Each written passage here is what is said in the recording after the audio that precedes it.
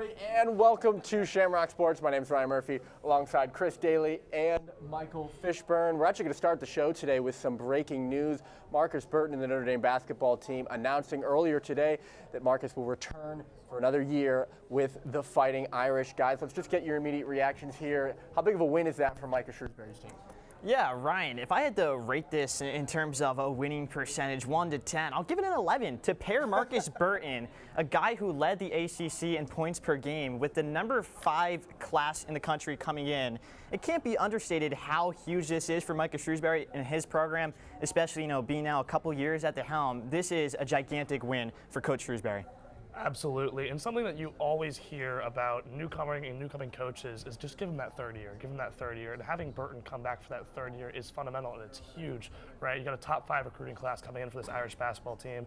Burton's a hometown hero. It makes sense for him to stay, but I would like to echo something for the viewers back home and for whoever else may hear this. Notre Dame men's basketball is something that's often referred to as pitiful, a team that's often regarded as, not exactly coming up to par, right? Notre Dame women's basketball, team that's considered pretty exceptional, right? How do you have your best player on a poor team stay and your best player on a great team leave? I think it's awfully telling of what's going on in the locker room, and we're going to talk about it a lot today. Yeah, it's a great transition into what's going on with the women's basketball program. So Marcus Burton forgoes going to the NBA draft. Olivia Miles forgoes going to the WNBA draft, but also enters the transfer portal, one of 4 players on that Irish roster to enter the transfer portal this week alone after the team was eliminated against TCU last Saturday. Guys, nearly a week later, how concerned are you about the state of this program right now? Yeah, Ryan, a lot of questions, not a lot of answers right now. Very concerned in the sense of recruiting, however. Neil Ivey, she's been, ups and downs throughout these past couple years, but only one high school recruit coming in. It's Leah Macy, number 19 player in the country, 5-star recruit, spectacular, but severe knee injury, won't play much next year. As for the scholarship players, only 3 will play significant minutes next year. There's not enough people to even form a team right now, so a lot of concern heading into the next year, and Neil Ivey has to hit the transfer market and has to get people to come in and buy into her program because it's looking rough right now. Michael, you concerned as well? I mean, absolutely. How can you not be? Yeah. Right? I mean, it's just such a vibe across campus that just everyone's disappointed in this team. And to echo what Chris said, this team fell from grace. They fell hard, right? Something we here at Notre Dame Television have been talking a lot is that they were ranked number 1 for 6 days, right? We finished 4-4 after being number 1. We finished just at 500 in the most important time of the season. That is pitiful. Very concerned. I feel like there's no team culture whatsoever going on. I mean, you have 4 players leaving a team that was ranked number 1 in late February. That's unheard of. It's unprecedented, and it's very bad for this Irish women's basketball team. So you're concerned about recruiting. You're more concerned about culture. I do want to focus on the transfer portal, though. Which of the 4 players that entered the transfer portal this week is most concerning to you guys? I think jumping out of the gate, everybody's going to go to Olivia Miles, and why not? She's a former All-American, one of the best players in Notre Dame women's basketball history, but Kate Koval, she's a freshman, a 5-star recruit who came into South Bend and after a year is calling it quits, packing her bag, and most likely going to go up to the rivals up north in Michigan, where 2 of her high school classmates are currently playing. So Kate Koval, 6'5", provides a lot of height in the paint. She was expected to be a big player next year, and that one stings for Notre Dame. Yeah, absolutely. And I mean, I'm going to give the popular take on this and reflect how upsetting Olivia Miles' exit is, right? She's someone who's projected to be 2nd overall in the WNBA draft. She's a leader on this team. As soon as senior night, she was talking about how great Notre Dame is. And I mean, I've been talking about culture a lot, but how great that culture was. And I think it kind of echoes to 3 possibilities. One, that Notre Dame no longer can pay top dollar, which I don't think is true. And I think the last 2 have some truth to them. I think Neil Ivey has a lot of work to do in this team's locker room just to maintain her own players. Recruits aren't coming in too much, looking into the transfer portal a lot, not really developing a program. And Hannah Hidalgo, in the most important time of the year, didn't shoot like herself. She played kind of selfish basketball and may have driven out her counterpart of Olivia Miles. Like, Hidalgo shot 3 for 19 against TCU. That's brutal. Like, at some point, you got to just stop shooting the rock and pass it. Like, we can't be driving down with 5 minutes left and shooting shot after shot. It's very pitiful. And looking to Olivia Miles just to show that this leadership is looking elsewhere instead of looking inward. Well, you mentioned some of the on-the-court play. Just a quick take on that, I guess, as well. What sort of over the last month, over that stretch of 4-4 for both of you really went wrong? What was the most glaring thing for you guys? Just a quick take on that. I think if we go back to the Florida State game, that's when it all started for me in that second half. The Irish had a 44-40 lead at halftime, and then Tania Latson exploded on Florida State. She's one of the best players in the country. The Irish had shut her down all throughout the first half. Explodes for 19 points. Ben Rohr and Jacob Irons were on the call for WVFI, two of our guys here at Shamrock Sports, and they were livid on the broadcast. Notre Dame took forever to employ a full court press. Lots of just weird moments of coaching, and then the players, as Michael said, at times selfish, but it all started that day against Florida State. Just quickly for you, Michael. Yeah, absolutely. For me, I think it started in the overtime periods against NC State on College game day, where it was just evident that the selfishness was coming back into play. You know, previously in those past 26 games, they're playing similar team ball, and just in the home stretch, it started to unfold, and you know, it's looking rough for this women's basketball team in the future.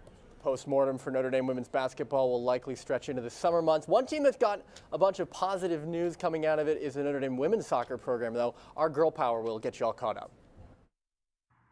I'm Molly, and this is Kira, and we're back with another episode of #GirlPower.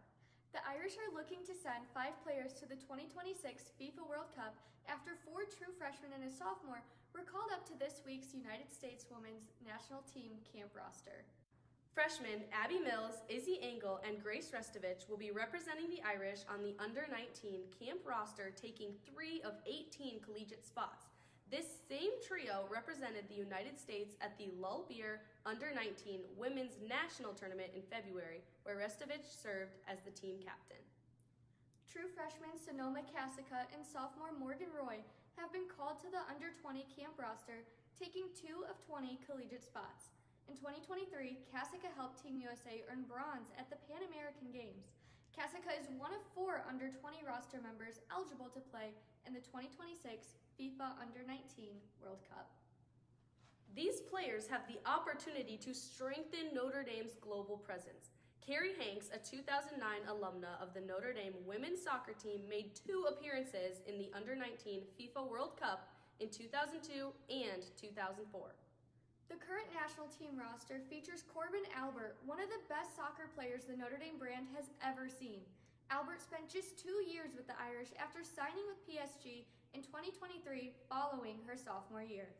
#GirlPower is excited to see what these stars can do for Notre Dame in the fall and hopes to see some more Lady Irish trading out their green for some red, white, and blue.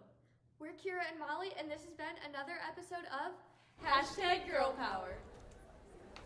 Thanks so much, Kira and Molly. Again, a great job to our girl power team breaking down all that exciting action with the women's soccer team.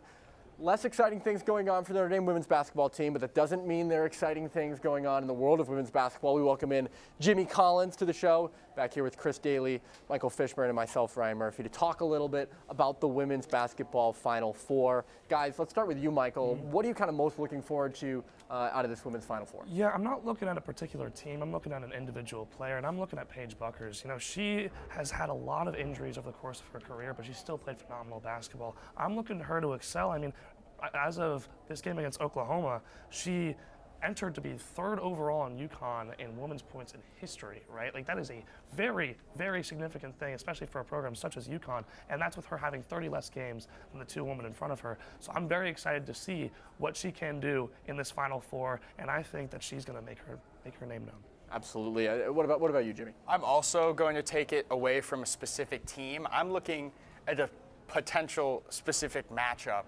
in head coach Dawn Dailey against UConn head coach Gino Auriemma. You have 14 total rings in that potential matchup, which would be in the national championship game. 11 for Gino and 3 for Dawn Dailey. And you kind of look at that and you think, well, Gino might be the greatest of all time head coach in women's basketball, the GOAT, as some would say.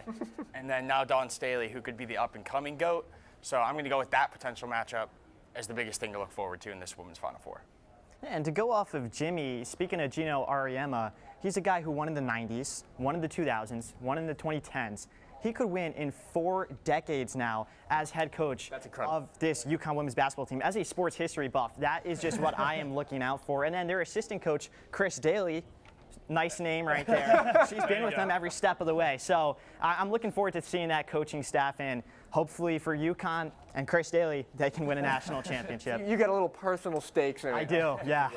Let's go to some picks. Let's start with you, Michael. Who you got coming out of this Final Four? We got the bracket up here for us. Absolutely, and these two are the betting favorites for a reason. I'm taking the Huskies and I'm taking the Gamecocks to meet in the middle. Now, they have played previously this year, and I do think UConn will win this matchup again. I'd like to remind the viewers, UConn did beat USC in Cola turf, so they beat the Cox in Cola. You know, they have that experience, they have that talent, and Paige Buckers, I mean, she's going to write her name in the history books. Gino, I mean, he already is the GOAT. But if there's anything else he needs to do, this national championship, like Chris was saying, will be the fourth across 4 decades for him. Will be phenomenal, and I think the UConn Huskies have everything that they need to get this done. Jimmy? I'm going to go sort of similar. I think UConn beats UCLA in a close game. I think Lauren Betts is really going to keep UCLA in that game. I don't think many people think that one's going to be close. I do. And then I've got South Carolina over Texas, and not as close, but just that's more naturally going to be a closer matchup. But I'm going to take Dawn Staley and South Carolina to repeat. I think UConn's destined to make it to the finals, but I think Dawn Staley is destined to take the throne as the best coach in women's college basketball. All right, so you see a little bit of a usurping of power going on there. All right, exactly. Chris, I feel like you kind of already gave us a little bit of I did. Let's kick it back to UConn and then South Carolina in the final. I think that's the consensus amongst all of us. However, UConn and Paige Buckers, as Michael mentioned, has just been the best player in college basketball all year long. She does not have a ring to her name, and it's crazy because I feel like growing up we would always see UConn in a national championship game. They haven't won since 2016. Yeah. There's a little more to that right there, and Paige Buckers, she wants to get up to Breanna Stewart's level, and she can with a national championship. Give me the Huskies. Well, you guys are all going chalk here a little bit. I can win the student media bracket pool if UCLA pulls off a couple upsets, and that would mean I'm beating Jake and Tyler, who are like, everyone knows here, like they win in every sort of bracket pool, and it's really annoying. So I'm picking UCLA. I know my picks don't count; they're not down on the bottom there or whatever. But yeah, I'm hoping for UCLA for the personal bragging rights, I guess. Anyway, we'll talk the next Final Four, the men's Final Four, after this quick break. But in the meantime, there's plenty of news to get you caught up on around the Notre Dame campus. Francesco and Leah have your Friday headlines. Hi. I'm Francesca Bartolacci alongside Leo Romano, and we're here with your Friday headlines. The Notre Dame men's lacrosse team posted a 14-7 win over number 11 Duke this past Saturday. Jack Taylor on attack helped lead the Irish to victory with 5 goals and 2 assists. Tomorrow, they will take the field against number 7 Syracuse and their 22nd overall meeting between the two. Their series is split 11-10 in favor of Notre Dame. The Irish came in at number 5 in the national polls this week, up from number 7 last week. They have just 4 games remaining in their regular season before the ACC tournament begins May 2nd. Football's blue-gold game is coming up next weekend, which makes it a good time to look back on some of the new additions the team made in January. At defensive tackle, Jared Dawson from Louisville and Elijah Hughes out of USC come in looking to replace future NFL stars in Riley Mills and Howard Cross. Former Virginia Cavalier wide receiver Malachi Fields will also join Notre Dame this upcoming season. The graduate transfer recorded over 1,600 yards and 10 touchdowns the past 2 years. Other big names include tight end Ty Washington from Arkansas and kicker Noah Burnett from North Carolina. Most game ready of the group, though, is nickelback Devonta Smith from Alabama, who registered 30 total tackles in 2024. As much as Coach Freeman speaks on majoring in high school recruiting, it sure seems he is picking up a double major in the portal. This weekend in baseball, the Irish will host a 3-game home series against Virginia Tech after coming off a close 5-4 loss against Western Michigan on Tuesday. In that game, the Irish fought back from a 5-1 deficit at the top of the 8th, leading into a 9th-inning comeback. Freshman Bino Waters led the comeback, going 2 for 5 with a double, RBI, and a run. Despite their efforts, the Broncos were able to fend them off to secure the win. The Hokies enter the weekend 5th in the ACC standings, while Notre Dame sits at last. Softball will host their Strikeout Cancer Weekend at Melissa Cook Stadium against the Pittsburgh Panthers starting today at 4 p.m. The Irish have won 3 of their last 5 games and are coming off a 10-10 tie against Northwestern on Tuesday. On a similar note, the wait is over. The South Bend Cubs return to action tonight at 7:05 opening up against the Beloit Skycarp. Right-hander Jackson Wiggins, the 2023 second-round draft pick, is expected to take the mound as the starting pitcher. And on Tuesday, April 8th, your South Bend Cubs welcome you back to Four Winds Field for their opener against Peoria. And with that, we'll send it back to Chris, Jimmy, Minnow, and Ryan. Thanks so much, Francesca and Leo. Great job with those Friday headlines. We're back to talk the men's Final Four. Michael Fishburne, Jimmy Collins, Chris Dailey, and Ryan Murphy here with you. A lot of chatter going into this Final Four about just how chalky it's been. 4 1 seeds in the Final Four. A lot of debate. Is this good or bad for the sport? What do you think, guys? I personally think it's great for the sport. And a conversation a lot of people have been echoing is that there's 4 1 seeds because of name, image, and likeness. And I just want to shut that down on how not true that is. I want to remind people of 2023, a Final Four that didn't have a single seed below, but higher than 4, right? You got UConn at 4, Miami at 5, FAU at 9, and San Diego State at 5. So I don't think NIL has anything to do with it. So if people are looking for NIL for an answer, respectfully, I think you're wrong. I just think that it's going to be a great Final Four in the sense that, you have 4 teams that have huge fan bases, right? Florida won national championships in the 2000s. Duke, they speak for themselves. Auburn, looking to come in and maybe do Charles Barkley some good. And then Houston, obviously another touted program. And I mean, from a ratings perspective, I imagine what the ratings on these games are going to be just because of those fan bases. I mean, it is great for the sport. It's great for, fans back home. And I think people screaming that it's 1 seeds are just upset that their brackets were busted. So. I think that not only is it good for the sport, I think that this is the best Final Four we have ever seen. Wow. This is only the second time that there have been all 4 1 seeds in the Final Four. And the reason I think that this is the best Final Four we have ever seen, because in the last 20 years, do you know how many teams we've seen with a net rating above 35 make the Final Four? In the last 20 years. We got someone back saying 1. So I'm going to go with 4. 4. Wow. This year, we have 4 in the Final Four alone. Okay. So I think that these are the best 4 teams in the country by a wide margin, and I really think that this is going to be the best basketball that we've seen in the Final Four ever. Wow. Well, what do you think, Chris? Well, it's great basketball. I can't dispute that. Of course, it's great to see the 1 seeds, see the teams who have dominated all year long. I think the lore of March Madness is the underdogs. Oh. It's the San Diego States, the Florida Atlantics, and you don't see these teams in the Final Four this year. And I talked about sports history. Back in the day, in the 1975 season, March Madness and the NCAA expanded, and then the Sweet 16 was established. Mm-hmm. Since that moment, 7 conferences at least have been represented in the Sweet 16 every single year. Until this year, it's just the power conferences who are really, majorly represented. And then right here in the Final Four, you got SEC, ACC, and then, Houston are the outside looking in, but still it's Houston, right? Still Houston, a great program, and it stinks for the sport because you love March Madness, you love the underdogs, and you just don't see it this year. I mean, I still think there's plenty of underdogs. Yeah. I'm from South Carolina, and Clemson got their butts kicked by, McNeese State and Will Wade. So, I guess as far as you go, like 2023, you're not seeing your FAU, you're not seeing your STSU. But I just think this year is unique in that the best teams are the best teams for a reason. They're not just ranked high because they won the games at the right time. These are 4 teams that have been dominant all year. And sure, it's March, and we want it to be great, and we want to have all that, spirit around the Final Four. But from what Jimmy and I were saying, this is going to be cinema. I do think that the question that I've been asking myself this week is, if there was a Cinderella team going up against one of these teams, the game would not be close. One of these teams would beat that Cinderella team, or whatever team would have made it, by probably 20, maybe even 30 points. So I do think that these are the best 4 teams, and this is going to be the best basketball that we're going to see. Well, I see a lot of poaching going on as well. A lot of the Cinderella teams, you go back to Florida Atlantic, well, you got a bunch of those guys on the Florida Gators team right now. You look at Walter Clinton Jr., he is a transfer from the MAC. So a lot of these guys come from these Cinderella teams. It's a thing of the past now with NIL, and I don't think we're ever going to see a very diversified Final Four in the sense you just get these crazy teams that everybody loves that makes March. And it's the beginning of the end. Well, it's a hot debate no matter what. Yeah. That's what we determine. And also, it's entertaining no matter what, whether you're going to be entertained by upsets and underdogs or by great basketball, as we've talked about. I do want to get you guys' picks on the games, who you think is going to win it all.